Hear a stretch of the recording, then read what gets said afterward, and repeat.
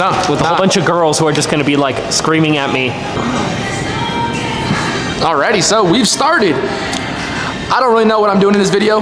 I'm here hitting a workout with the homie. He's over there getting his abductors in. We're doing a glute and hamstring dominant day. This is my first kind of recorded workout. Not super comfortable with it yet. No idea what I'm doing, but we're gonna warm up and get into the movements. I don't do a whole lot of dynamic warm-ups too much. If I need it, I do. You'll see I do my one for my L5 injury, but that's really about it. It's nothing crazy. I'll do about 3 sets of whatever that is. I don't know what to even call them. It helps push that kind of gelatin back into my spine, all that good stuff, so it doesn't hurt while I'm lifting, doesn't press into that S1 nerve like it normally does, all that good stuff. But we'll go check in with Bodie real quick. So we're actually at my place of work today, getting the workout in. This is E-Gym Denver. It's a nice quiet gym, really cool equipment. It's definitely some stuff that y'all probably either haven't seen or are not familiar with, but it's all general strength equipment for the most part, just has a little bit of a flair to it. Not even doing nothing, bro. Not even doing nothing. This is E-Gym though. It's a pretty small gym. It has all the essentials for the most part. Only thing we are missing is gonna be the squat machine, which just came out this year, and we're waiting on that to be delivered. To do everything, and I'm like, it's a good experience though. If you want to do it, I say do it. I mean, I've done. They were at the end. I bet. That glute kickback's nice, but right. what? I might need a bigger lens at some point. You gotta get that fish eye. So we're gonna do 2 warm-up sets. We'll do one about 50% of whatever our working weight's gonna be. Then we'll do one closer to 70, 80%. Then after that, we'll go into our working sets. We're either doing 1 or 2 warm-up sets for each exercise pretty much, just to get a feel for where we're at that day.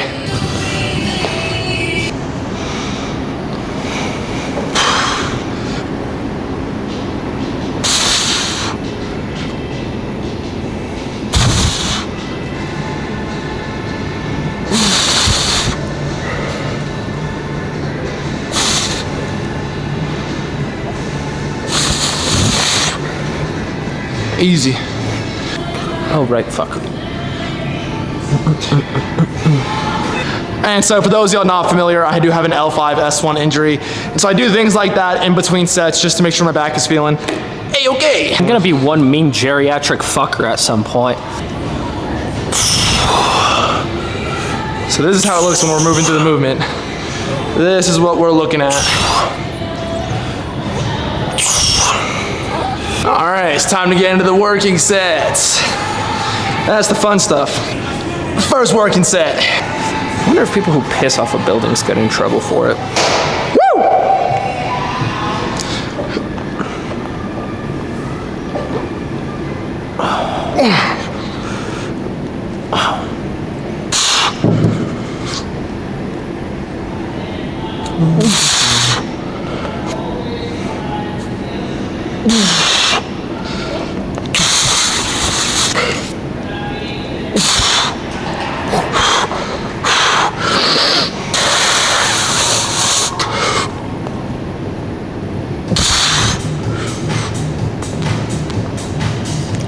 That was it. Damn, I got weaker. My neck got thicker. It's like no separation between my chin and my neck. 340 for 6. It's not bad.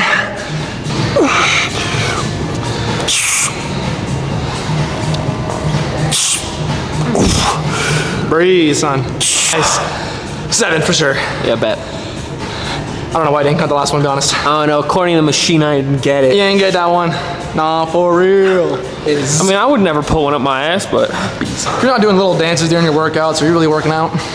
furries maybe. We're doing late workouts so we can record in the gym with nobody in it. Respectful. You have You know what to say about big feet? small wieners. Big shoes. Oh. What's really nice about this stuff is we just sign in with our bands. It's gonna move the levers exactly where we need it, not having to worry about a thing. So even though me and him are drastically 2 different heights.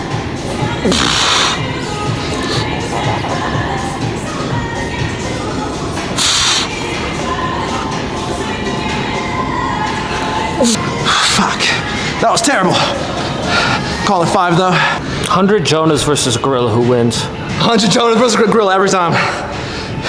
It's like comes down to the situation, right? If it's 100 dudes hell bent on killing a gorilla, it makes perfect sense that they would win. Numbers versus the gorilla, the numbers wins. Nah. Yes. Nah. Yes. Bro, gorillas get hit by other gorillas. Yeah. You'll be lucky to get on its back. Yeah, but 100 people, and you're in like a spot, like, dude, that gorilla, if he moves... We got leg extensions and then leg curls next, so we'll see y'all back over there. All right, so we got the leg extensions up next. Got the extra pad down here just to help out and give a little more range of motion through this movement, just because this machine doesn't kick back as far as I would like. But we got a warm-up set first, so that is what we are doing. We'll see how many working sets I do. My quads are still cooked from Sunday when I did them, so we'll see how far we actually get with the leg extensions. When I go like with 2, I just only focus on one side. One of my buddies said if he went back to the 1950s, he'd be like the greatest person ever, and I was like, okay, buddy. What? Why? The time doesn't make the good person. The good person makes the good person, bro. 5 pounds today. Going up to 5 pounds. Another great thing about these machines is you can go by 1 pound at a time, which is so fucking awesome. So if this 110 ends up being too much, I can go down to like 106, 107, whatever it might be. 110, what about 210? 210, you're right. No, you're right. That would have been so light. And that would have been so frustrating. I had to restart that too.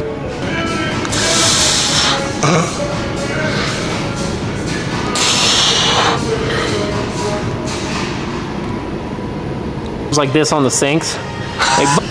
If y'all are curious how we decide what sets get 2 warm-ups, 1 warm-up, 2 working, 1 working, it's trial and error. It's been a lot of months of trial and error, figuring out how to get our intensity up, and then as well while doing that, figuring out how much volume we can recover from and still feel good enough to get into the next bout of training later in the week.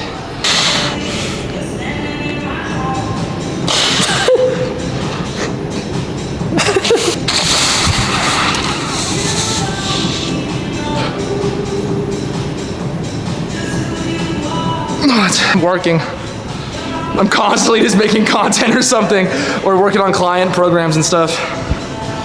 All right, I live in the complete taking a little break. We'll meet y'all back for the leg curls.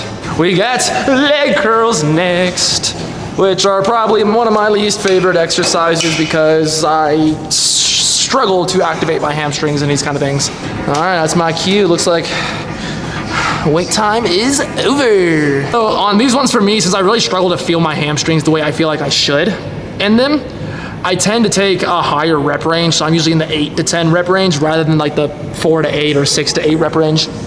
That way I can really just focus on keeping it a little bit lighter and still focusing on trying to really squeeze those hamstrings, not pushing like through my ankles or something specific or my calves doing the majority of the work.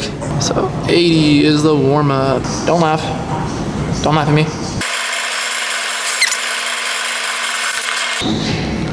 Do it. Stable knees. Training on the leg curl stabilizes your knees. Fun fact for me, Jim. I don't know, my back's still fucking sore, dude. Yeah. When was the last time you were back? I don't know. I think my intensity while I'm out of town is not where it should be.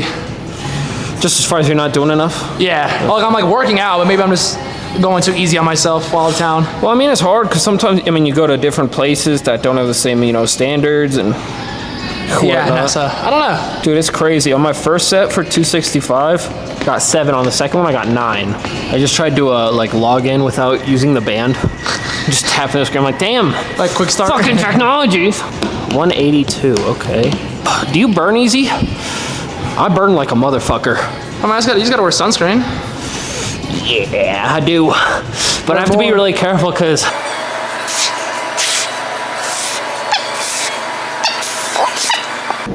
one more. Come on. Push. Push. Push like a motherfucker. Yeah. One more. Push. Push. Push. Push. Push. Finish. Yeah. Give it birth. Give injury protection. Training on the leg curl reduces the risk of knee injuries. Another fun fact from eGym. Come on. Come on. Push. Come on. Two more. Come on. Come on. Come on. Come on. Come on. Come on. Come on. Come on. I didn't even touch that time. All right. Come on. Come on. Come on. Come on. Come on. Come on. Come on. Hamstring curls are really just not my best movement. Try to pick this up where you can see me. They're just not my best movement, really. I struggle to feel my hamstrings. I've always had hamstring issues, something I'm in physical therapist for. I'm in primary care physicians and stuff. Y'all will get to know me if you haven't already. You'll get to know me and a lot of my other health issues I deal with along the road. But we're still here, we're still doing it, and that's what matters. 4 again. And so I'm curious, normally I don't have Bodie here push all the way to failure, but when I happen to be in town and I happen to be able to work out with him, every once in a while I'll usually have him really push all the way to failure just because there's nothing wrong with it. It's good for you to go to failure once in a while. It keeps that intensity in your mind, because if you've never gone to failure, how the fuck are you gauging 1 to 2 RIRs?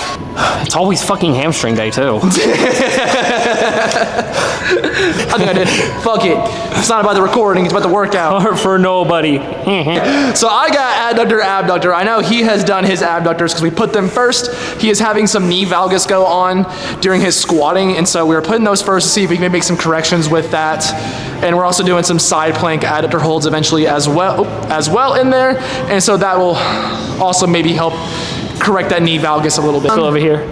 The abductor machine, yeah. Because we've been working out way too long already. We got to get the fuck up out of here, my friends. But when I work out with this fucker, we're always at the gym way too goddamn long. So I had gotten really strong on these a while back, but for some reason there was one workout came in and just lost all of it. I don't know if I was logging the weights wrong maybe, but I've now been going back and trying to rebuild that strength in this movement. I feel like I look so much more jacked in socks than with shoes on. Just because I look like my actual height. You think it's because the shoes add more to your ankles? Yes, so your calves 100%, don't because my have calves as are much? fucking terrible, yeah. Failure one time, and then I was like, oh, my squats were shitty, so I stopped. Now that we're not doing squats as much, I feel like That'll do, that's fair. for sure calves are what I need to focus on.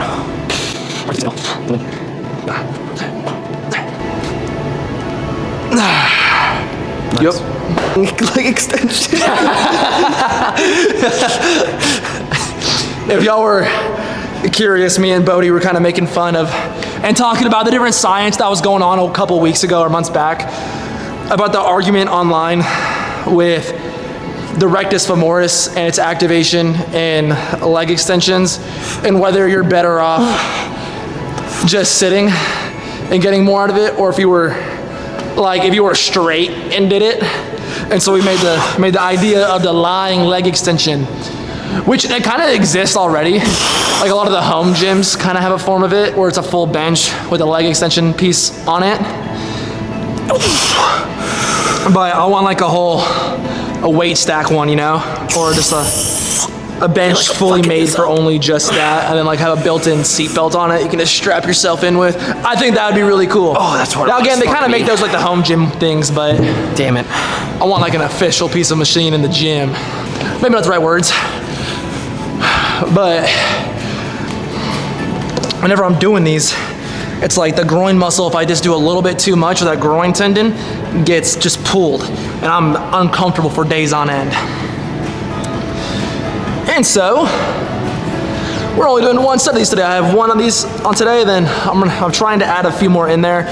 I'm starting to do some isometric holds to stretch out the muscle there, or the tendons maybe a little bit. And so, usually on different days, not here at eGym, but other gyms, I'll go in there and I'll set this just pretty wide, and I'll just sit there for probably 3 sets of 1 minute, 3 sets of 60 seconds, like a 30-second rest in between each.